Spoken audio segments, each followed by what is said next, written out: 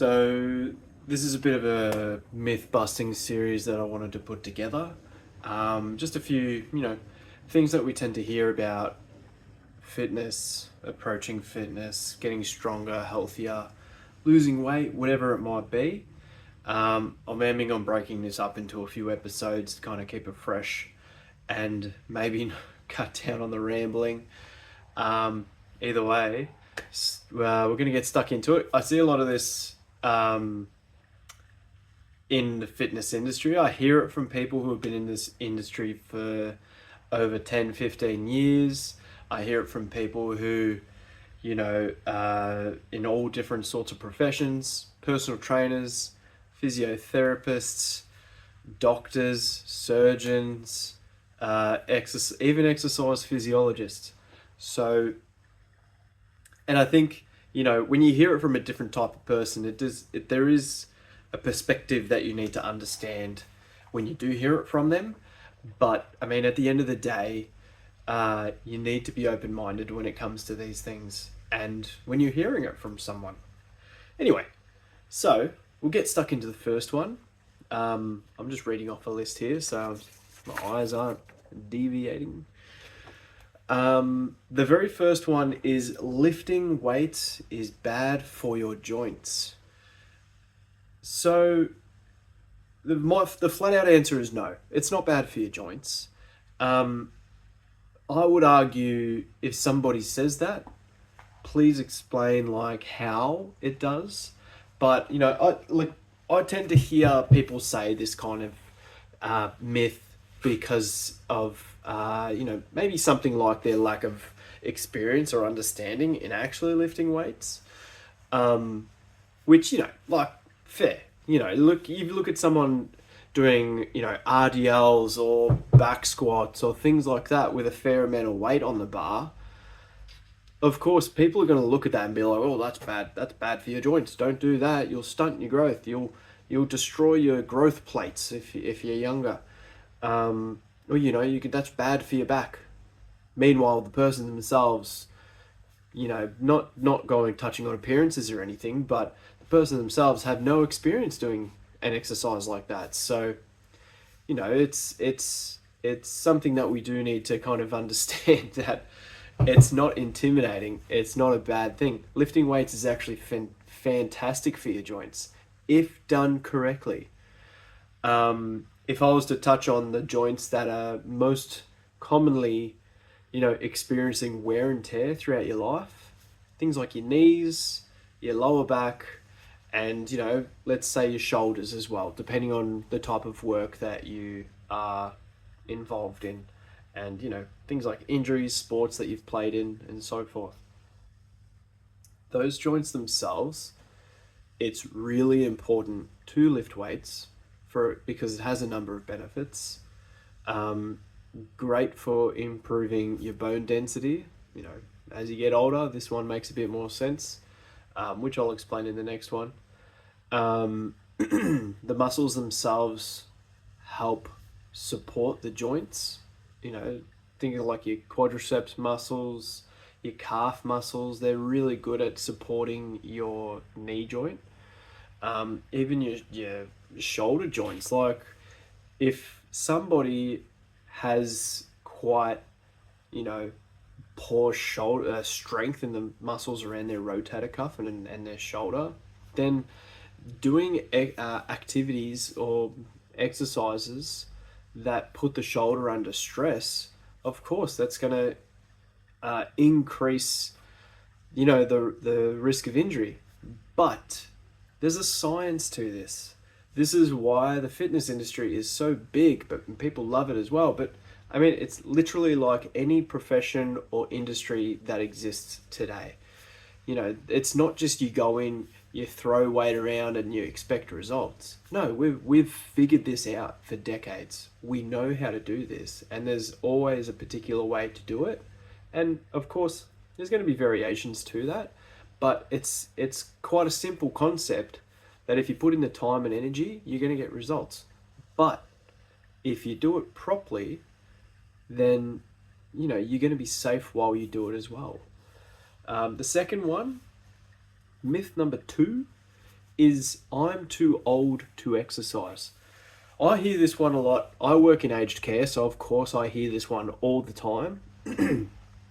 Back in the day when I was working in a gym as well, I would also hear this a lot. People would be scared to push themselves on particular exercises for the fear of injury, for the fear of, failure. So, not failure in a sense of, achieving muscular failure, but not being able to do it properly, or failing to even try and do it correctly. I had a client who was 93 years old. He's unfortunately not with us anymore. He passed away last year, from unrelated health complications. But he was quite a tall gentleman. He was really, loved to push himself with exercise, but the biggest one that he kind of loved doing was squats. He was quite a tall guy. He just wanted to be able to do a bodyweight squat to 90 degrees and then come back up again without losing his balance. And that was something that we worked on. And we achieved that. Of course, we achieved that because it's actually not that difficult of a goal to achieve. It's just the time frame that you kind of allow yourself to kind of achieve that in. Given his age, given his height, given his deconditioning, it might take a bit longer than someone else who's a bit more, a bit of a spring chicken, but we eventually got it. And he was super happy with himself. He was chuffed. But, I tend to see this a lot because people think as we get older, we should rest. But that's actually couldn't be further from the truth. Yeah, you should rest. You should probably dial down the stress in your life by quite a lot, because your body doesn't respond as well to it anymore. It takes longer to recover from hard training sessions. It doesn't take as much to injure yourself. Think of people who are at falls risk. Those who don't have experience or education or knowledge in this field, people past the age of 70 have a fall. It's no longer like a point. I'm not saying this is like the case for everyone who's younger than this, but it's no longer a case of like, oh, that guy fell over, like point and laugh kind of thing. What a duffer. No, it turns into a like, oh shit, okay, is that person okay? Have they hurt themselves? But see, this is where exercise and maintaining your fitness comes into it, especially strength training.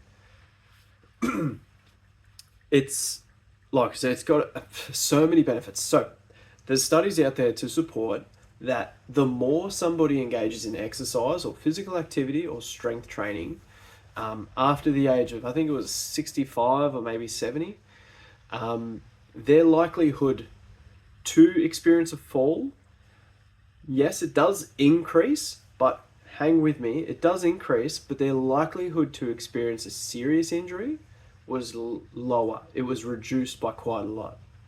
The reason that their risk of falling was higher was because they were more mobile.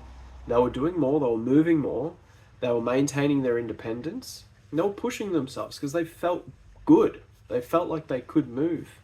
They didn't need to, watch themselves as much anymore. And of course, when somebody has a fall, it's very, very infrequently their fault.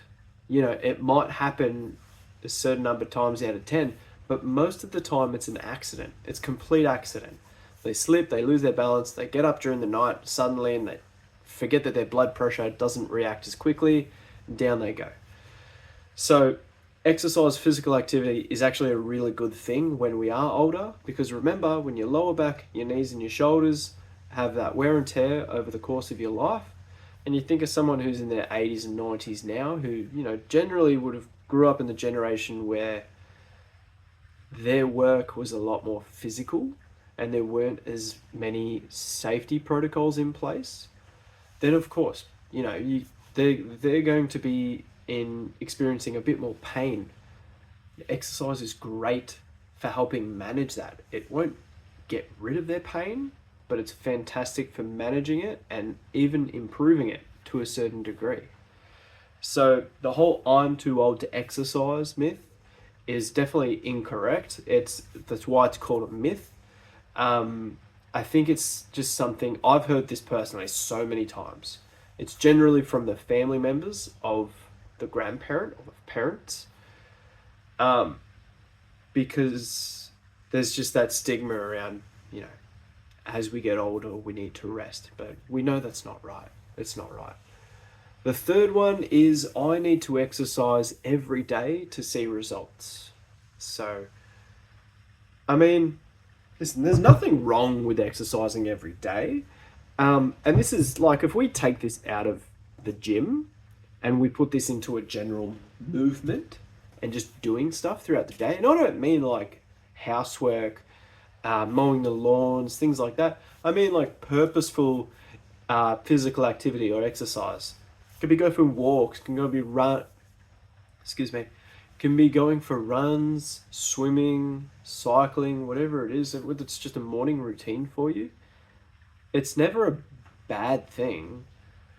It's generally the intensity that you do it at.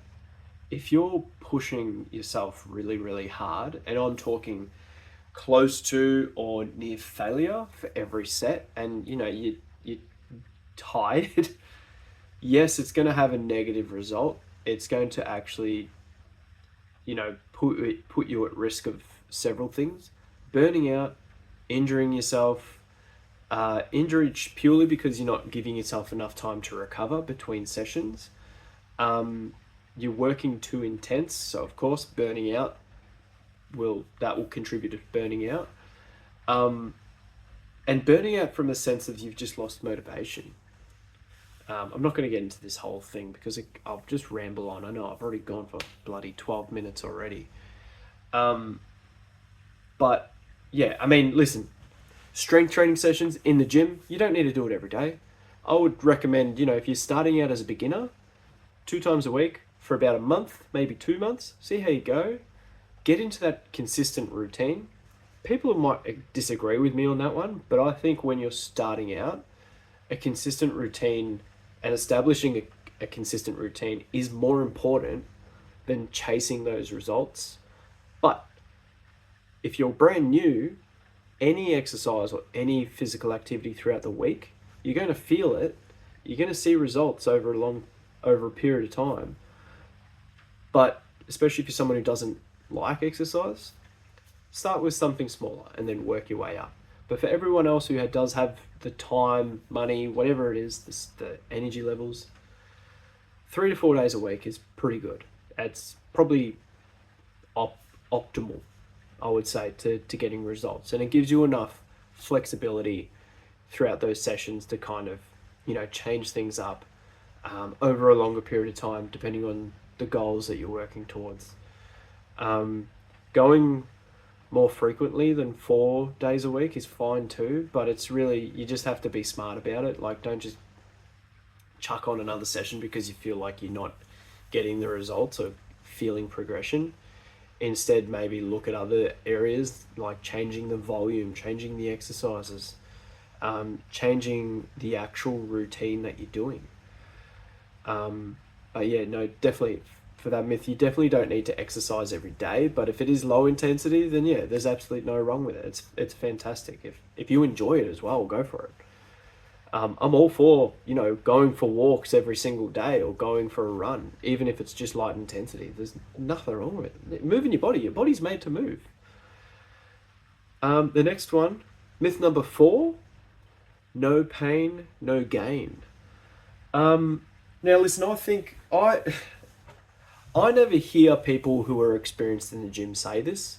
I hear people who make remarks like, you've brought in the shopping bags, that's my exercise done for the day. Or, you've helped me move some furniture, that's my exercise done for the day. I don't hear this from people who go to the gym regularly or do physical activity or just look after themselves. Because they know that you don't need to work super hard to get results. The no pain, no gain kind of myth, I think it comes from like a lot of different areas, but I think if you think of TV shows like The Biggest Loser, or even like you look at back in the day of like Men's Health magazine, or even, yeah, like I'm not kind of shit talking or putting them down, but like a CrossFit workout, because the intensity's high. That's why I'm mentioning it. And people who are just starting out, the intensity might be a bit too high for them. I can understand where that came from, but it's false. Like it's got no substance to it. No pain, no gain. That would suggest that every single session, unless you feel muscle soreness or any kind of muscle soreness whatsoever. Sorry, rambling on, repeating the same thing. Then you're not working hard enough or correctly, or whatever you're doing isn't working, and that's not right. That's setting you up for failure in a mental sense. So you're putting yourself in a position where you're just going to disappoint yourself. So don't do that. No pain, no gain is wrong. Don't just don't put yourself in that position. Like, it's silly. You don't need to feel muscle soreness. You don't need to feel pain. If you stay consistent over a long period of time, hang in there, just head down, ass up kind of thing, pull your socks up and just stick with it. Trust me, you will see results, regardless of what people say. You know, about to go on a tangent, so I'm going to stop myself there. Number five. I have to go to the gym to lose weight, get stronger, become healthier. So this is kind of like, it's not this specific kind of quote, but it's more so like associating the gym with being the only place that you have to go to see results, whether it's weight loss, strength, muscle mass, whatever it is. It's not. It's really not. It's our bodies were, whatever you believe in, our bodies were made to move. Your body loves to move. It just does. It's just how we function. It's how you function. It's the joints, the cartilage between the joints, the muscles, the ligaments, the tendons, your organs inside your body, they love to move. The more you move, the healthier they become.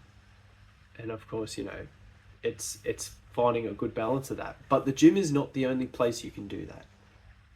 This comes down to, because I hear this a lot, and I think this just comes from people's perspectives in regards to what they do in order to kind of, you know, get results and exercise, whatever it is. But you don't need to go to the gym to get healthy and lose weight. Number one, lose weight. Let's just go on that. Lose weight. You're probably going to see most of your results from your diet and managing, you know, what you're taking in versus how much you're burning. But going to the gym is not generally the place where you will lose weight. It will help you, absolutely. But think of it like a tool. It's a tool in your toolbox. Losing weight, that's the end goal. That's what we're trying to do. And going to the gym is just a single tool that can help you. It's not going to do it for you. But yeah, like, honestly, to get stronger, to be healthier, take up a sport. Take up a combat sport, take up a cardio sport, running, cycling, swimming, triathlon training, ultra marathon training, combat sports, whatever, you just name them all. You're going to get stronger just from attending those, showing up 2-3 days a week to the training sessions.